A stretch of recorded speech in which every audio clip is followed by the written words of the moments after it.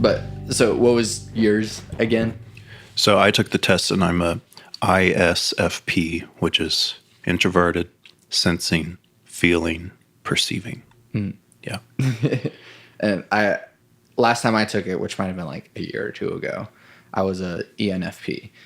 And I think at the time I was really like, oh, this is really cool. This really gets me or whatever.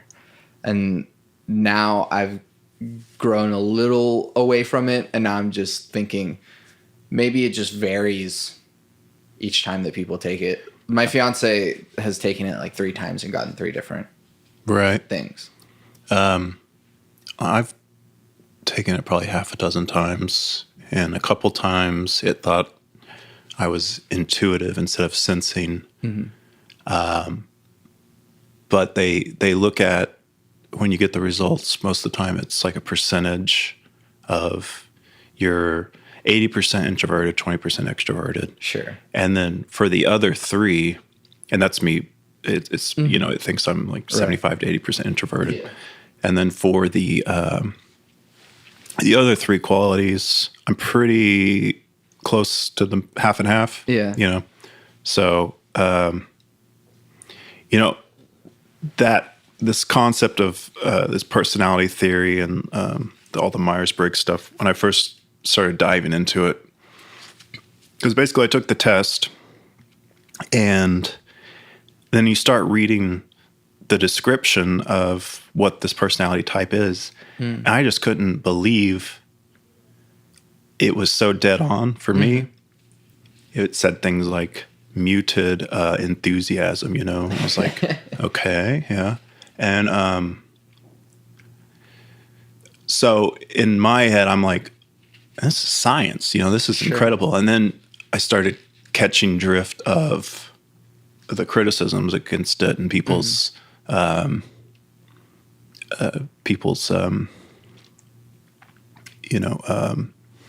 doubts. Yeah. And like, I guess it's kind of like religion in a way. It's like it just helps. I guess religion is just a way for someone, and for at least this is how I see it, to understand the world, a framework to understand the world better. And personality theory for me has been very helpful because, like, for example, the 7 people in the lips, the flaming lips, I started hypothesizing who everyone was, Sure. And I hypothesized who my wife was. She took it. I was right. Oh, okay. And then, you'd read about the way your personality type interacts with the others. And then I started applying it to my kids. Yeah. And then you're like, okay, so if I have a child that's this type, what can I find out there that talks about the struggles for a kid of that personality type? And it just seems so dead on. Sure. And the things to encourage them, and that there's some of, their hidden strengths that you haven't realized yet what those might be. It's been really incredible. Sure. Yeah. Yeah, and I'm sure that there are psychologists and stuff that probably look at those and go, well, there's more to personality than like these 4 things or whatever it might be. I remember listening to a conversation with someone who said that there might be another one because there's like psychological personality traits. I can't remember all 4 of them. It's like agreeableness, introversion, extroversion. For sure. Yeah. I can't remember the other 2, but like aggressiveness and stuff like that. Mm-hmm. And then another one that they were talking about maybe adding to that would be selfishness. So it factors into that. So how many things do you do that sort of benefit yourself? And sometimes there are people who are takers and balancers or givers. So, I mean, I think that maybe the doubt that I've had with those personality things is that, yeah, people are much more complex than those things, but also that we can always take a different lens on every single thing and kind of go, oh, well, if you look at it through a lens of selfishness, then that kind of reshapes how you view it. If you look at it through a lens of agreeableness, that kind of shapes how you view it. Yeah. Yeah, I agree. I mean, people are more complex than just dividing the whole world into 16 different personality types. Sure. But as far as the broad strokes, I think it's a really useful tool. Mm-hmm. And I think, like, my whole life, I've been told you're shy, you're quiet, you're serious. Mm-hmm. And these have all been told to me as if these are faults. You know what I mean? Sure. So to have that kind of stigma around me my whole life kind of fucks with you. Yeah. And at least it has me. And then to see something that says, okay, you're an ISFP. Here's how you think about things, and here are your characteristics. And to see something that says that's the way it is, mm-hmm. instead of here's what's wrong with you and you have to change. Yeah. I can't believe I'm 37 years old and it's taken this long to be like, oh, okay. So it's just me, and these could be my strengths. Mm-hmm. And, you can work on your weaknesses, but, maybe they'll always be your weaknesses or your weakest link or whatever. Sure. But it doesn't mean they're weak. It's just you excel at other things. Mm-hmm. Yeah. I do like to have more of a, who was that book? Carol Dweck, Mindset. That book, we had to read it for my developmental psychology class whenever I was still a music education major, but it really helped me sort of grow, and pun intended, that the book sort of talks about two different mindsets, which is a fixed mindset and a growth mindset. And ever since then, and kind of even before then, I always had this growth mindset, which is, while there are some things that are set in stone, you can, if you just have the mindset of you can work on it and not necessarily fix it, but work on it, there are things and weaknesses or whatever it might be that you can overcome. Mm-hmm. And I do think that while people have sort of maybe a predisposition to have certain weaknesses in certain areas, I think that I find it not necessarily harmful, although in some cases, yes, to go, this will always be a weakness or something. Yeah. But I do think that having an understanding of this is something that I'm sort of predisposed to have a weakness at, and so I should approach it in this way. And I think that that helps people a lot overcome those things. But yeah, self-awareness is so huge. And there's so many people that I see struggling that I feel like they just don't have the self-awareness they need. Yeah. And it sounds really pretentious to say, but and I think I've been guilty of that plenty of times. So the difference between, back to your book, the fixed mentality and the growth mentality, it's probably similar to like the difference between if you're intuitive or if you're sensing. I believe with sensing, you're relating new information to the past and how it compares. Yeah. And with intuition, you are examining the possibilities of what could be. And I'm probably more sensing, but I've I've taken the test a couple times that said I was intuitive, but I feel like I'm trying to embrace the intuitive side of it, Sure. where I think most of my life I've felt nostalgic about things and thinking about the past and romanticizing the past, and are just getting in a loop of reliving painful things from the past. And lately I feel like I've been in a good place where I'm just concentrating on the future and the possibilities. Yeah. And I'm imagining that's the nuts and bolts of that. Yeah, kind of. It's like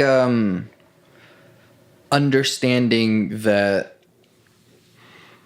you can grow, that everything can grow and adapt and evolve. That's kind of what I have my 3 things as a sort of guide for my life. And so the I might be wrong is that aspect of it, is that I can adapt and change, and where I am right now might not be necessarily the right answer or the best answer.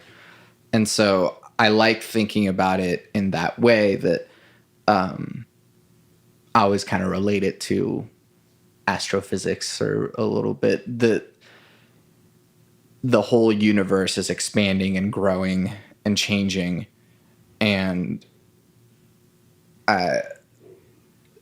everything is flowing, and the way that life has adapted on Earth is a result of not necessarily us being a certain way and then just staying good. It's about us changing and adapting, which is how life has progressed over time.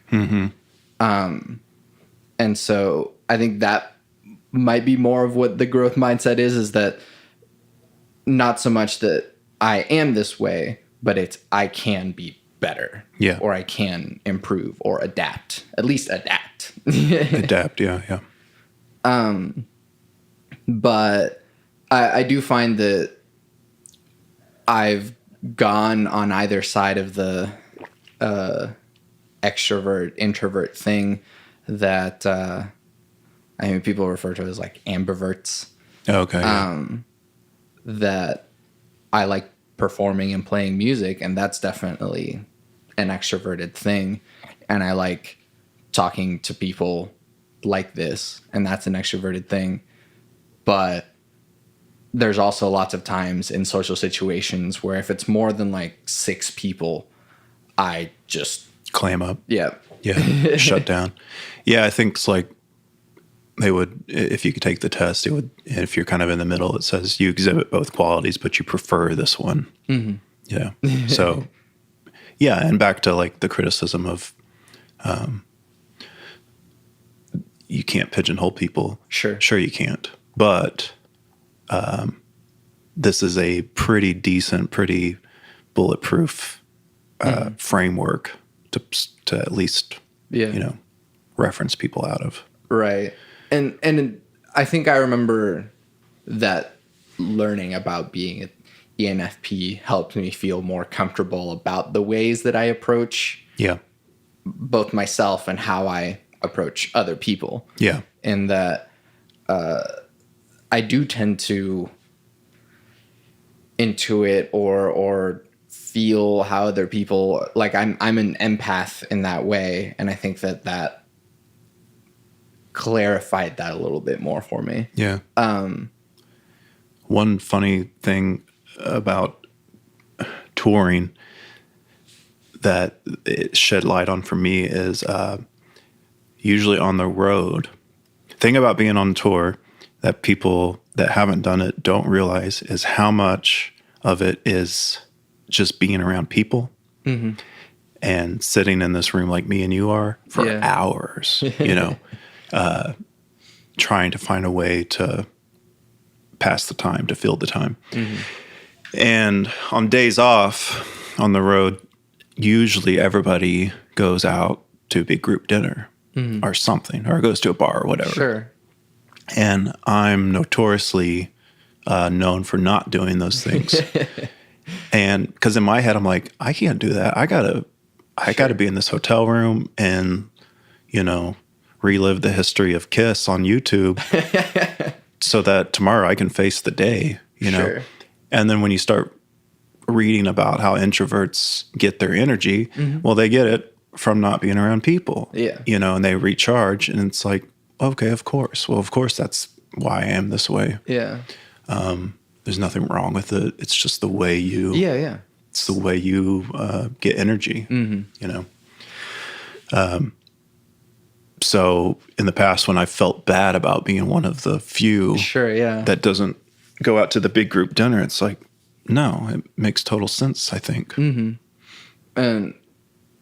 I have a really good friend that's that way too, and he used to be involved in our cosplay group, and we would like perform and do skits and stuff.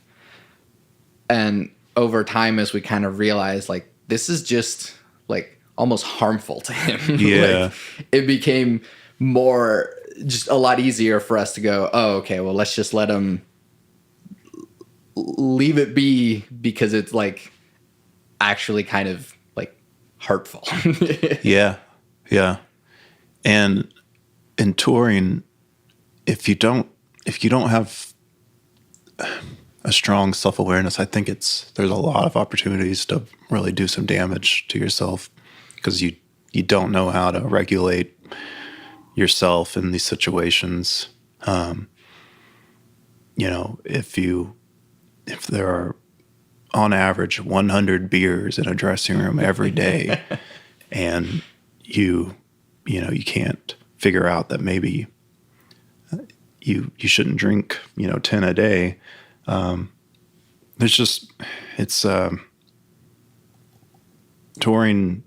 Touring can really mess with people, myself included. If you can't set boundaries for yourself, and being around people all the time, if you're as severely introverted as I am, it can really mess you up. Yeah. So where does the desire to perform music fit in? That's a good question. I mean, if you read about ISFPs, and one of the nicknames for that particular personality type is the composer. But if you are a ESFP, which is just changing one letter from introverted to extroverted, I to E, one of those nicknames is the performer. Yeah. So it gives you... You're one step away from being... Yeah. And those people can be pretty different, and it's just one quality that's different. But I've always had this urge to perform, from, just performing for my parents on their couch with air guitars, I think the difference between my personality type and maybe people that are extroverted is I don't want it to be all about me. And I don't like to be the main focal point. Sure. With ISFPs, it's written that you're a supporting player, and it can be a key supporting player. Yeah. But it's more about the sum is greater, the whole is greater than the sum of parts. What's the saying? Yeah. Sure. So,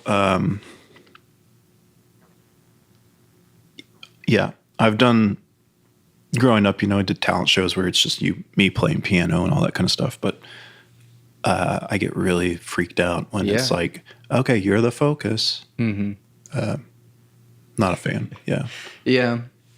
And I'm kind of struggling with that too. And again, I'm still kind of figuring out where I am on the extrovert introvert thing, that I've kind of just accepted that I'm somewhere in the middle.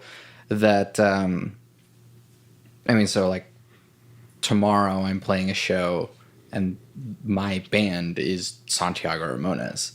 Right. That's a very extroverted Yeah. billing. But I don't like that. Like I don't, while, because the thing is, it's my music, and I got the band. I basically just asked people to play with me, so it's still my music. I just don't want to, like yesterday in rehearsal, I was like, I need to find a time to introduce all of you because I cannot just take all of this credit for me. I think about music that I like personally, and in cases where it's, commonly thought of as just one person, but it's a band name. Yeah. Like the Mountain Goats. A lot of people think it's just John Darnielle. The Magnetic Fields, another band that people is the brainchild of Stephen Merritt. Those are two people that I believe are pretty introverted. Whereas maybe if they were just as extroverted as they are introverted, Sure. it would have been their names. So maybe you lean extroverted, but you have these Sure. tendencies. Yeah. And I think it might also be that I just have a giant fear of the ego. Yeah. Getting out of hand. Yeah. Because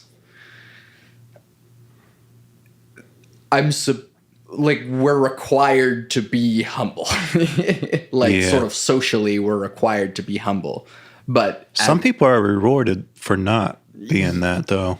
Somehow they've pulled off some vibe that, but I know what you mean. Yeah, well, I can't stand much of anything that Kanye West says anymore. Yeah. And that's an example that I can't really separate art from the artist anymore. But I don't think that's healthy. Yeah. To give someone this power or whatever it might be, a platform. To let them know you are amazing. No one can get in your way. It makes for a lot of really destructive lives, but also can make for a lot of really great art. So if you consume the art, it can work out pretty well. But if you're that person living that life, it can be pretty unfulfilling or destructive. Sure. And I kind of see that with all of the kind of products of the machine of pop music that are, I say that kind of with a very negative connotation, but someone like Justin Bieber, whenever he had sort of his crazy thing that happened with him, it's kind of clearly what you did to this person was from a very young age, you told him he's amazing and everything that he does is wonderful. And then you gave him all of this money and all of these fans and told him, look at how wonderful you are. Mm-hmm. You enabled them to become the monster that they are, that they've become. And then we very quickly take them down when we feel like, you've gotten out of hand. Yeah. Now we hate you. Yeah. And how do you expect someone like that to come down from that and be like, oh, I'm supposed to just be like everyone else now? Yeah. Yeah. It's you're kind of shedding some light on as consumers some of the bad behavior that but with that, I don't like being sort of the center. I don't like being the ego, but at the same time I made this sort of branding SEO decision to make it all my name. Yep. Because I do composer stuff, I do electronic stuff, and I do singer-songwriter stuff, and it's all me, and putting different names on all of it kind of splinters the whole thing. And so I'm just like, let's just put it all me. But then it's all about me, and I'm afraid of the ego. Well, I would say if you're struggling with that, then you just assign it another name. Mm-hmm. and everything becomes under that name. Aphex Twin would be another example. Someone I was Yeah. just listening to yesterday, severely introverted person, goes by Aphex Twin. And like the latest Mountain Goats record, I believe there are songs that Jean Darnielle doesn't even play instruments on, maybe. There are a lot of different musicians and really high caliber session guys. They're his songs. He's singing, they're his lyrics. Yeah. But he's using all these different players and a different producer to produce the final thing. Yeah. And that's that composer type. Exactly. Like, yeah. You're the guy making the thing. yeah. You're designing the hamburger and they're making it. Yeah. Well, and that's how I like doing stuff like that too. Like for my masters, I had to do this concert, this recital to kind of show all the stuff that I've been working on. And so only like 2 of those I performed. The rest, it was just everyone else playing my stuff. And I really enjoyed that experience.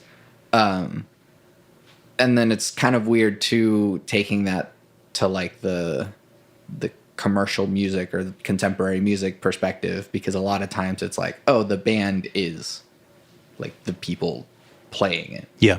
And so it's a little interesting that there can be sort of both sides to that. And I guess I'm still figuring out where I am. Where you fall. Yeah. Yeah. So with your degree, with the composition projects you're talking about, what did you write and how did it have to be performed and like what was that? So, I mean, I could have done anything, but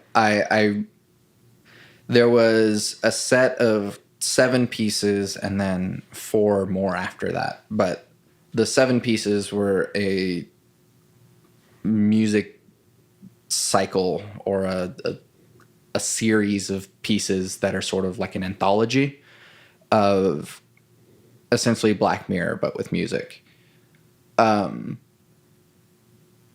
Exploration in the future and technology through different musical ideas.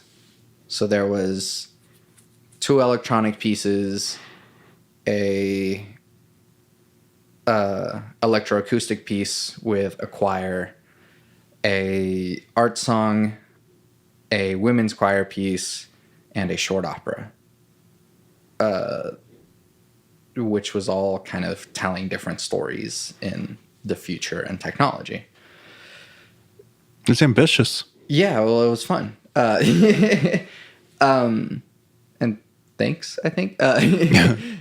Sometimes ambition isn't a positive thing. But and then the other 4 pieces was a brass quintet, a piano solo, and 2 big band jazz songs. These are all performed? Yes. Wow. I've been hesitating on putting it up on things because I want the video first. And the guy who filmed it has a, yeah, but, and it was madness to try and get it all put together. Obviously I had like 42 musicians involved in everything, like total. Yeah. The big band was the biggest thing because it's 5 saxes, 4 trombones, 4 trumpets. Did you get into a position where you felt like you were having to tell a section they were not playing it the way you wanted it or anything like that? Were you actually confronting people? And I think it was more. And do you do that in your band with other musicians? Yes, sometimes. Because that's been a really difficult spot to be in. Yeah. Yeah, it's most of it gladly with like classical musicians. Most of it was in the sheet music. Yeah. And it like, if I didn't say it on the page and you're doing it, then why are you doing it? Yeah. but like I didn't put anything there that shouldn't have been there. And as long as you do everything that's on the page, I will be happy with how it sounds. Yeah. That's harder, obviously, to do with a contemporary setting where it's not like written out music, but it's just, hey, I like did this demo and play it like I did on the recording. So that's kind of an interesting thing. And the hard part too has been like respecting people's musicality. Like, I got these musicians because I know how good they are. Yeah. And so, yeah, sometimes it's like, oh, I want it this way. But other times it's, you're a good guitarist or you're a good drummer, you're a good whatever. Do your thing there. Yeah. I think like what you're talking about is really applicable to people in bands. Because I've been in situations where I've been the de facto leader of the band. Sure. And after we play a song or whatever, they would look at me like, did we do it? You know? and that can be really exhausting if you are like me. And one thing about this new Mountain Goats record that's really interesting is he talks about just not being at a session, you know, for an entire day because he doesn't want to have his hands are just his presence being there is going to affect maybe what these musicians are going to do. Yeah. And he trusts the musicians enough. Exactly. And the producer enough. Like, I've already written the song. You guys make it how you think it should be. Yeah. And in my own personal life, experienced a little bit of that last fall up at Dave Fridman's studio in upstate New York, recording New Lips music. Wayne kind of took a different approach, saying, you guys are going to record for a couple days with just Dave. I'm not going to be in there. Mm-hmm. And those kinds of techniques are really interesting to me. Yeah. Because I feel like Wayne being in the control room, hearing what you're putting on his song, there's good things about that because you're maybe, I don't know, just more hyper aware of him hearing it. But you're also, whether you say it or not, there's a part of you that says, oh, I'm not going to try that part that way because Wayne doesn't like that kind of stuff. Yeah. Them to accept what I'm doing and they're watching. He, you know, the job he has in the band is when we play the song, we look at him and go, did we play it right? Sure. And I'm sure that can be exhausting. So he said, here are these songs. Here's the skeletons of the songs. You guys spend a couple days doing your thing. Yeah. I'm going to be over here somewhere else in the building doing this. And let's see what happens. And those kinds of games, they're not games, but those kinds of approaches and techniques are they're kind of games. Yeah. Because you're playing with the rules, the rules that you've set. And or the rules you've played by in the past at least. And you're saying, what happens now if you change the game a little? Yeah. It's fun. Have you, well, because you've been in that role before, do you like leaving it up to interpretation? I'm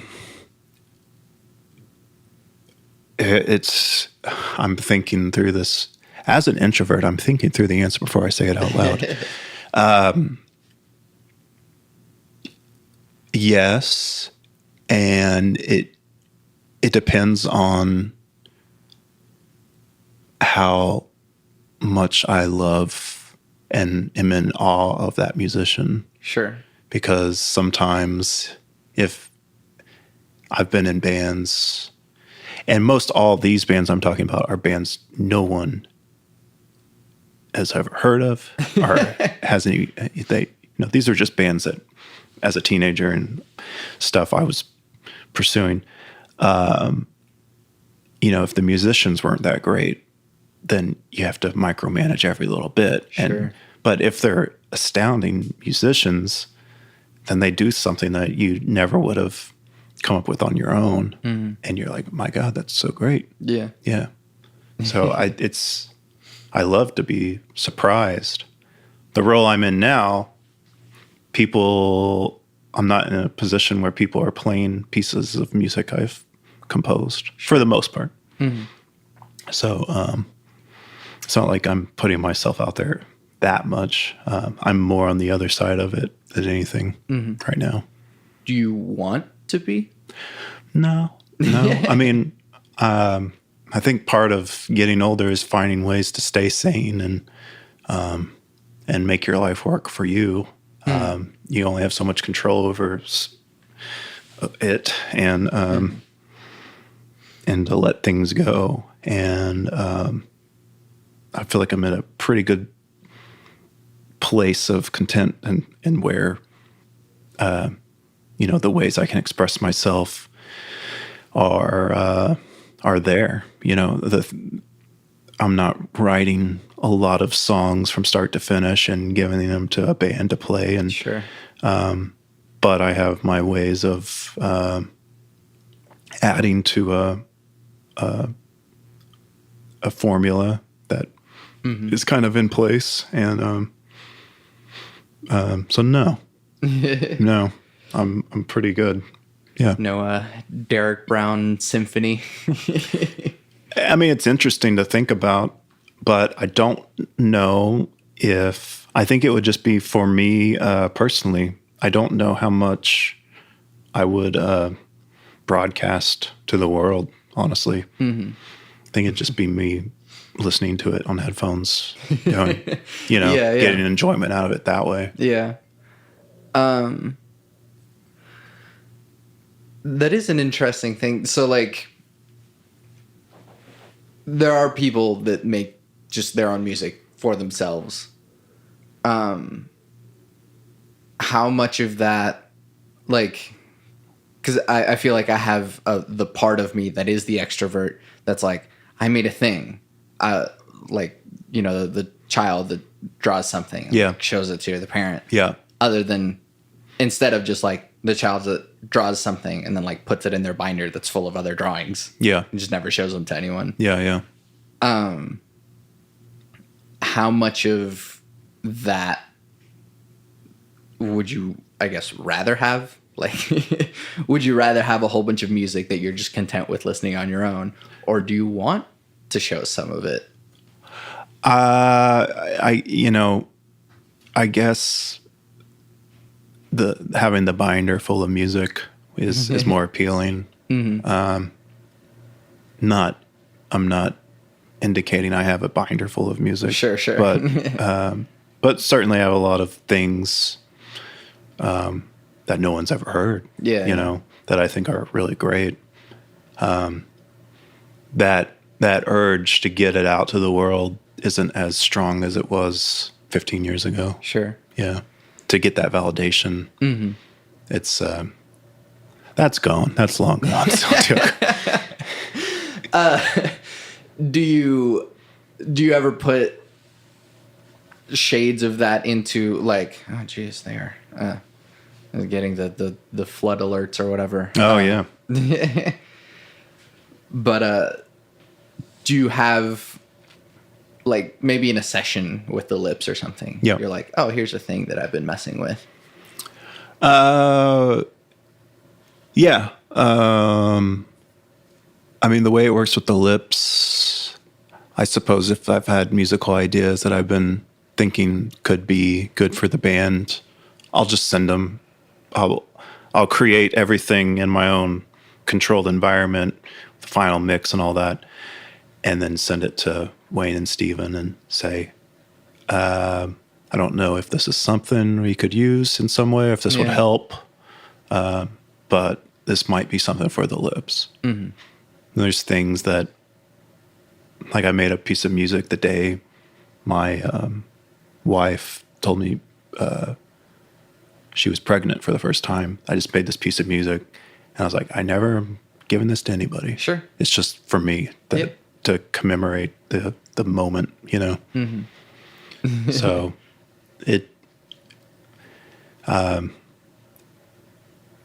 there's different motives, sometimes behind why am I making something.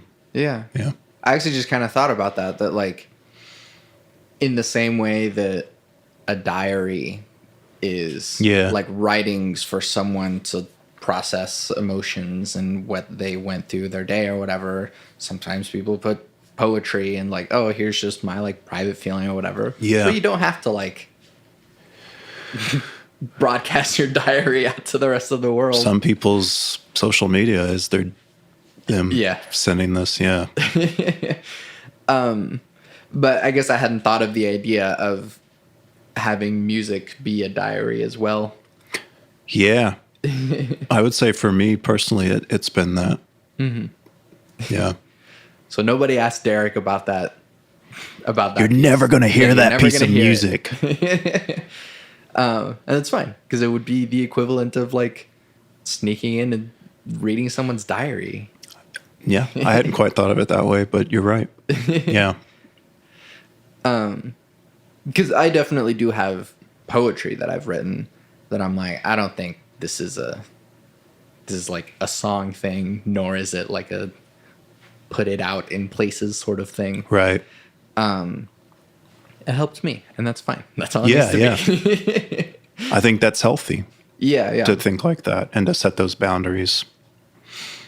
Boundaries are important to me. And, at times in my life when I've been less in control of things, there haven't been as many boundaries that I've placed around me, and that didn't work out too well, Sure. I guess, would it be weird to ask about the dynamic of the lips? No, I'll just not tell you the things the world don't need to know. Sure.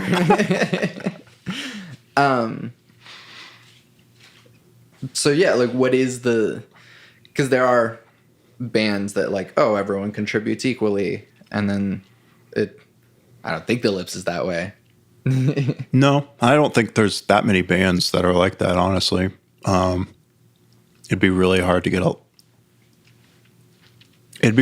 produce a lot of results in a band like that, where it's everyone. The thing that I probably struggled with the most in being in bands over the years is not fully recognizing band dynamics and or appreciating what people that I've been in bands with are bringing to the table and what they're not bringing to the table, and expecting them to be something that they're not. Mm-hmm. And looking back on it, I'm like, oh, I was a fool to be like that.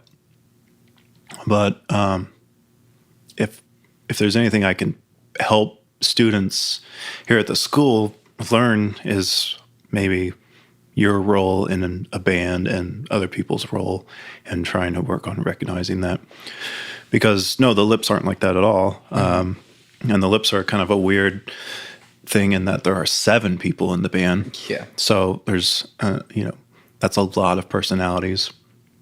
And there's certain people in the band that are very passive, and certain people that are very active. And that's the way any band is. Mm-hmm. You look at the Beatles, the Who, the Stones. For every, extrovert like Keith Moon, or I think Mick Jagger's an extrovert. I think I've read that people think he's an introvert. There's John Entwistle, severe introvert. There's Charlie Watts. You can't have a band of 5 Steven Tylers. You got to have Tom Hamilton on the bass to even things out.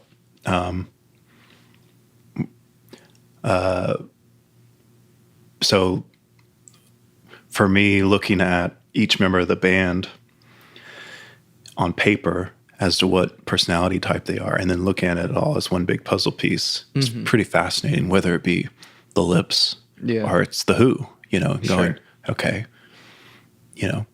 how did this work? That's always really fascinating to me. Yeah. There's that bit from, is it Let It Be, where George gets frustrated with Paul and says, I'll play what you want me to play. If you don't want me to play, I won't play at all. That's the classic introvert dealing with an extrovert. Like, I don't know what it is you're trying to do, but I'm here to help. Yeah. So, yeah, I don't know if that came close to answering your question. Sure. Yeah, but it's like, I guess it did. But,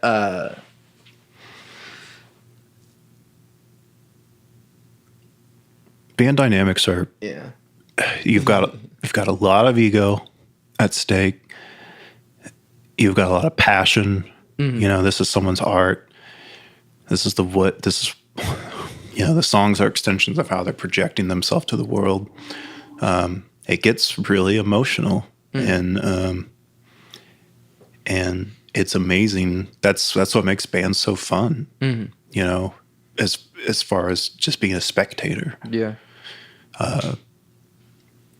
There was a video on Twitter the other day. It was Charlie Watts' birthday, and there was a video of them listening to a playback of Wild Horses, and it was just fixated on Charlie, and he was looking at the camera like, "Why are you filming me?" And there was a fill that he had played that when he hears it back, he kind of goes, he kind of nods his head and puts his lips out like, "Oh, that was good." Yeah. And then it pans over to Mick Jagger as the song's ending, and he's in full performance mode, and he,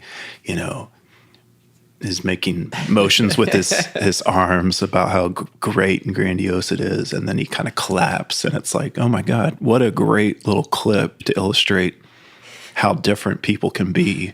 Yeah. That's, I would say, if we're educating people here, maybe that's something we should talk more about. Yeah.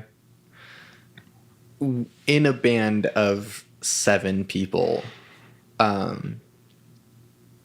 how does it not just like get drowned out?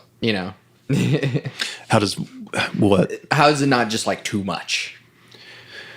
Well, everyone just has to be comfortable in what their role is. Yeah.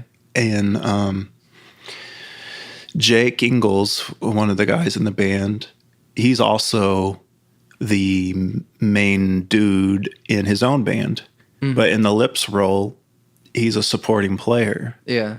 So he's someone living both lives right now. Yeah. He's the guy that whips the troops into shape for his own band and gets things rolling and books the gigs and makes sure the van has gas and all that stuff. And with the Lips, he just gets to show up and play his parts and support the greater cause. And I think he's really good at knowing what he needs, what the situation needs from him. Yeah. So I think everyone in the Lips is very smart, and several of the guys like Nick Lay and Matt Kirksey, they've been in many, many bands over the years. And these are guys that they know about band dynamics and their place. Yeah. And not to say that sometimes it doesn't, sometimes the balance gets out of whack. But I think if anything's going to function like that, like the Lips do with 7 people, there's got to be, people just kind of have to know their role. Yeah. How does, I guess, like promotion and management and stuff, how is that different for like the Lips as it is for, you know, some band that's trying to get started out here at ACM or something? Well, it's quite a bit different, and I don't have the answers. But yeah, of course, it's very different. I mean, the Lips have obviously made this career and are known for elements of the live show or the records or whatever. Mm. And when you're new, you don't have that identity forged yet. Yeah. So I think it's important, without getting too boring and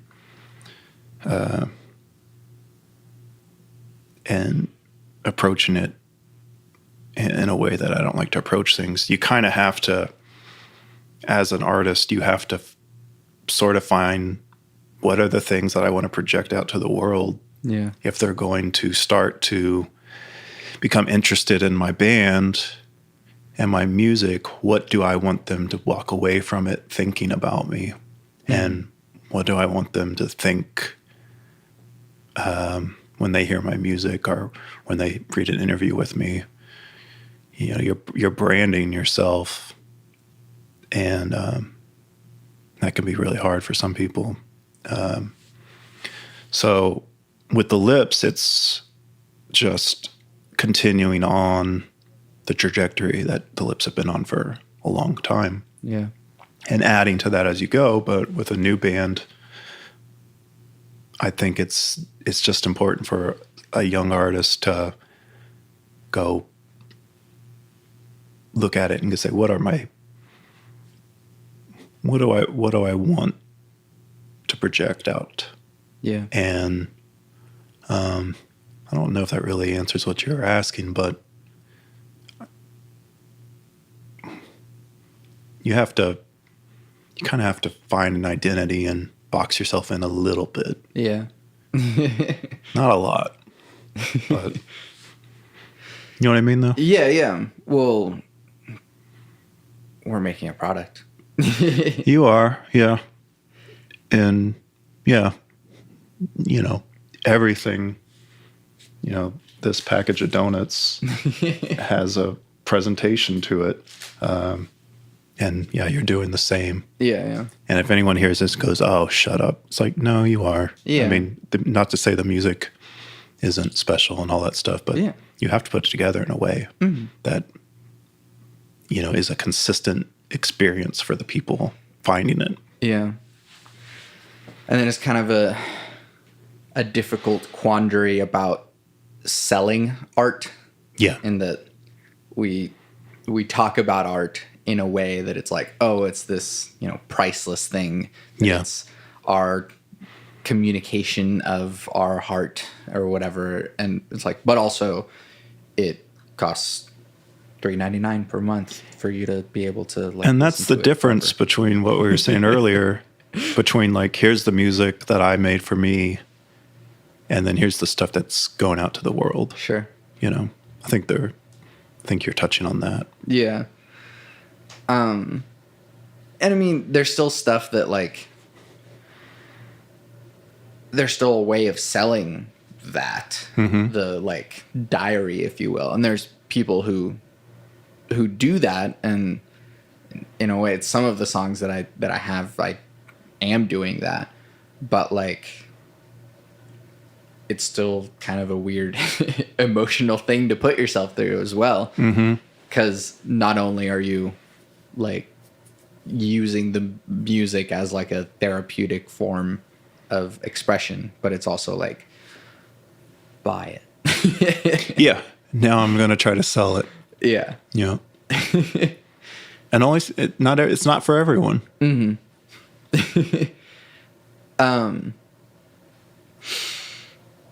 Is there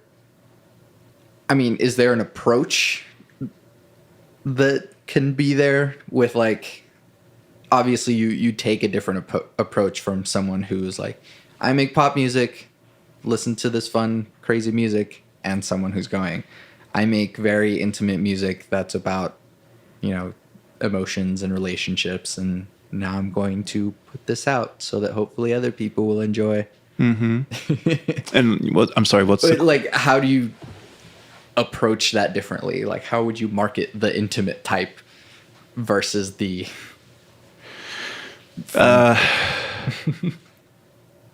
I guess there's just a difference in the authenticity. There'd have to be. I mean, when Taylor Swift's new song and video came out a few weeks ago, that the way that gets marketed should and is vastly, maybe it's not obvious, but it should be vastly different than the way Mount Erie made a record about his wife dying of cancer, you know, Sure. what she put out. You know, it's like, unfortunately, there is a framework in the music industry that it all has to go through one certain kind of way. But I guess there, with pop music, you can be big and dumb and just have fun and not take it too seriously. And but if you're putting something out that's emotionally very heavy and serious, and your marketing, you know, should reflect that in a way. It should be as tasteful as what you're trying to push. Sure. Yeah. Authenticity actually comes up a lot in the conversation about music, and especially business and everything. Yeah. And I found out as an ISFP, that's supposedly my number one driver, you know, as like a cognitive function. Yeah.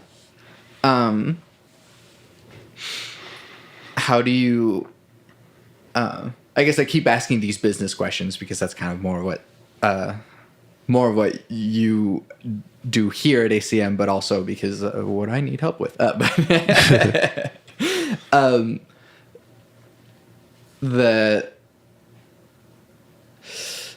How do you market authenticity? I think you have to just do it with integrity, and you can't make boisterous claims about this shit's, you know, badass, and I don't know. You just have to approach it in a way that doesn't compromise your value system, and resonates with the people that are going to be open to hearing your thing. You know,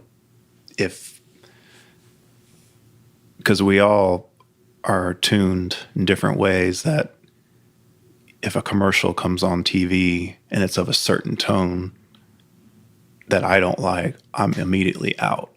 But if it's of a certain look and there's a song playing that is connecting me, I guess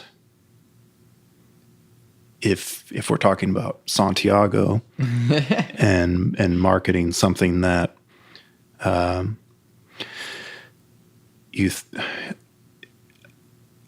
think you can't look at the Kanyes and such as models for what you just can't, because it's not the same thing. You have to look at yourself and say, you know, if I'm talking to somebody in conversation and I'm wanting to point out some strength of mine, how do I do that? Okay, now how do I apply that to my music and the world?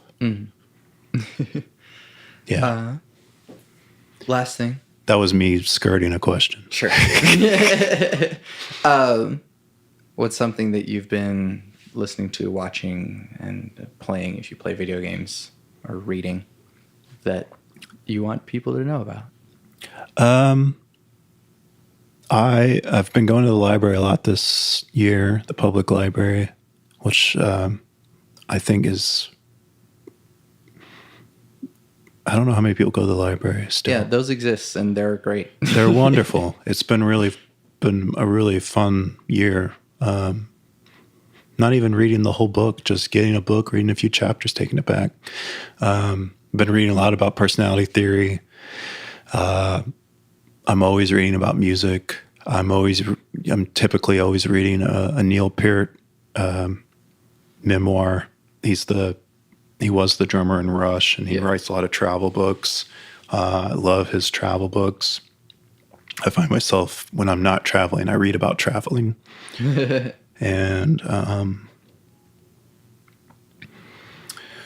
And music. Is that what? Yeah.